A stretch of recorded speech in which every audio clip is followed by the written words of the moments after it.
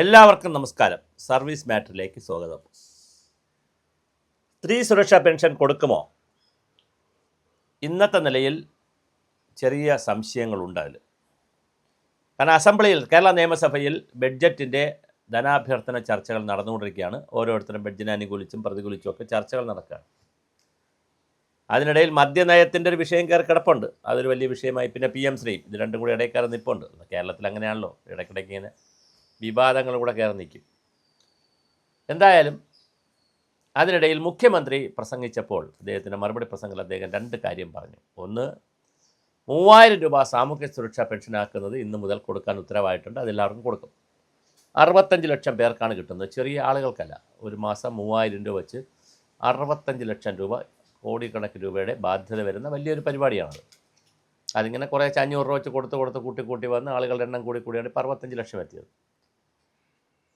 അത് ലോസ് ഏഞ്ചൽസിൽ നിന്നുള്ള ആർക്കോ ഈ പൈസ കിട്ടുന്നില്ല എന്ന് പറഞ്ഞൊരു പരാതി വന്നു. അപ്പോൾ കഥ നോക്കിയപ്പോഴാണ് വലിയ സമ്പന്നയായ ഒരു അമ്മയ്ക്കാണ്, വീട്ടിൽ നല്ല സ്വത്തൊക്കെ ഉള്ള ഒരാളിനാണ് ഈ 3000 രൂപ സർക്കാരിന് കിട്ടുന്നത്. ചുമ്മാ കിട്ടുന്നതല്ലേ, 36,000 രൂപ ഒരു വർഷം കിട്ടുമല്ലോ. അത് പക്ഷേ അതിൻ്റെ ആവശ്യമില്ല എന്ന് മുഖ്യമന്ത്രി അഭിപ്രായം പറഞ്ഞു.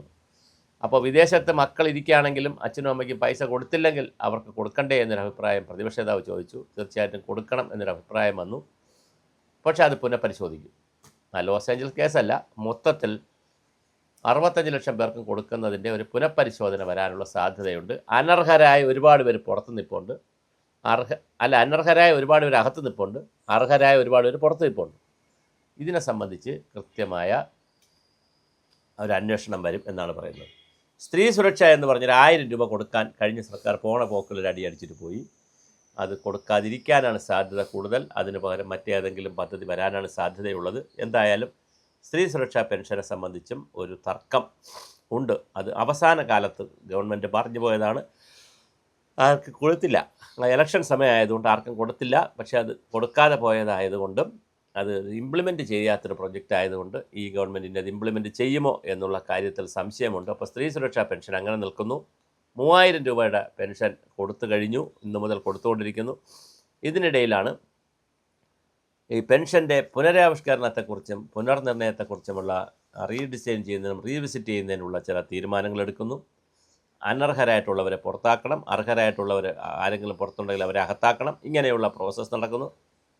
അതിനിടയിലാണ് 2 ഗഡു, അതായത് ജനുവരി മാസത്തെ 2% ഗഡുവും പഴയ 8% 8 പ്രാവശ്യമായിട്ട് കൊടുക്കാമെന്ന് പറഞ്ഞതിൽ ഒരു ഗഡുവിൻ്റെ 2% കൂടി കൊടുക്കാൻ സാധ്യതയുണ്ട് എന്നൊരു വാർത്തയും വരുന്നു. അപ്പോൾ പിന്നെ അഷ്യോർഡ് പെൻഷൻ്റെ കഥ വരുന്നു.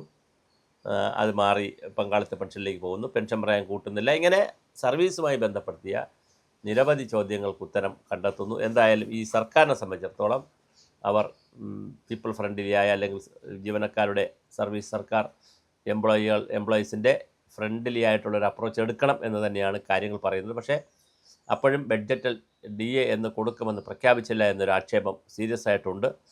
അതും അവിടെ നിൽക്കുകയാണ്. എന്തായാലും നമുക്ക് നോക്കാം വരുന്ന ദിവസങ്ങളിൽ സ്ത്രീ സുരക്ഷയുമായി ബന്ധപ്പെടുത്തിയിട്ടുള്ള ഉത്തരവ് എന്താണ് സംഭവിക്കുക. എന്തായാലും അതിനൊരു നെഗറ്റീവ് അപ്രോച്ചാണ് ഇപ്പോൾ ഉള്ളതെന്നാണ് മനസ്സിലാക്കുന്നത്. ഒരുപക്ഷെ സ്ത്രീ സുരക്ഷ ഈ പരിപാടി നടപ്പിലാക്കാൻ സാധ്യത കുറവായിരിക്കും.